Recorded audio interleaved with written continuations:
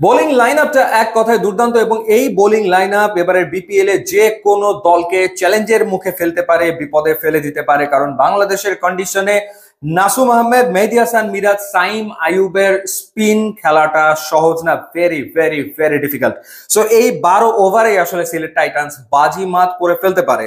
Spin ডিপার্টমেন্টের পাশাপাশি যদি আমরা ফাস্ট বোলিং ডিপার্টমেন্ট নিয়ে কথা বলি, সেখানে মোহাম্মদ আমিরের মতো একজন এক্সপিরিয়েন্স ফাস্ট বোলার রয়েছেন এবং তার সাথে যোগ দিচ্ছেন আরো দুজন লোকাল স্টার, খালেদ আহমেদ এবং একই সাথে এবাদত, যিনি ইনজুরি কাটিয়ে আবারও ফিট হয়েছেন এবং পারফর্ম করতে নিশ্চয়ই তিনি মুখে রয়েছেন।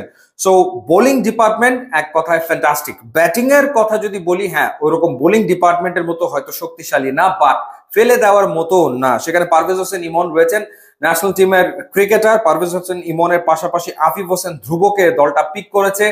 টপ অর্ডারে সাইম আইয়ুব তিনি থাকছেন, এর সাথে রনি তালুকদার থাকবেন এবং থাকবেন জাকির হাসান এবং অ্যারন জোন্স।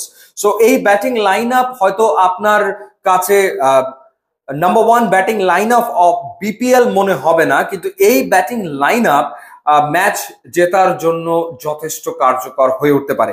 বিকজ এই 5 থেকে 6 জনের ভেতরে 2 জন বা 3 জন ক্লিক করলেই তো আসলে ঘটনাটা ঘটে গেল।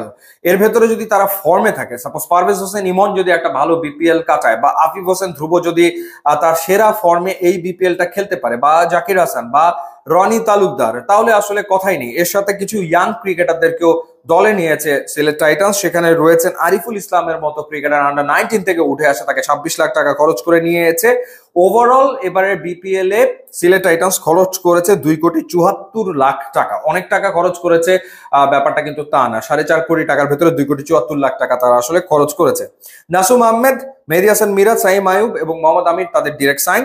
এরপর তারা এ এবং বি ক্যাটাগরি থেকে নিয়েছে পারভেজ হোসেনকে 35 লাখ টাকায়, খালেদ আহমেদকে তারা সবচেয়ে বেশি টাকা খরচ করে নিয়েছে 47 লাখ, আফিফ হোসেন ধ্রুবকে নিয়েছে 22 লাখে, রনি তালুকদারকে 22 লাখে, জাকির হাসানকে 22 লাখে, রুয়েল মিয়াকে নিয়েছে 23 লাখে। সুতরাং ফাস্ট বোলিং ডিপার্টমেন্টে আরো একটা অপশন তাদের রয়েছে, রুয়েল মিয়া। ডোমেস্টিক সার্কিটে রুয়েল মিয়া দারুণ পারফর্ম করে থাকেন।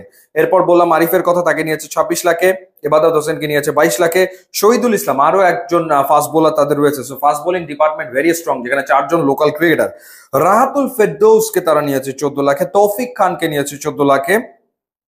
ইন্টারেস্টিং পিক ছিল মুমিনুল হক। সুতরাং সিলেট টিমের মুমিনুলকে নিয়ে একটা ভাবনা চিন্তা রয়েছে। সো মুমিনুলকে আমরা সবাই জানি test specialized batsman, but you never know, এই সিজনে হয়তো আমরা দেখবো মুমিনুলকে অন্য রূপে সিলেটের জার্সিতে। সো সেটা খুব ইন্টারেস্টিং হবে মুমিনুলকে দেখা, এবং আমার মনে হয় মুমিনুল এবারে বিপিএল এ বেশ ম্যাচ পাবে। তাকে আসলে সিলেট খেলাবে বলেই মনে হয়, সে কারণে 22 লাখে তাকে আসলে দলে নেওয়া হয়েছে।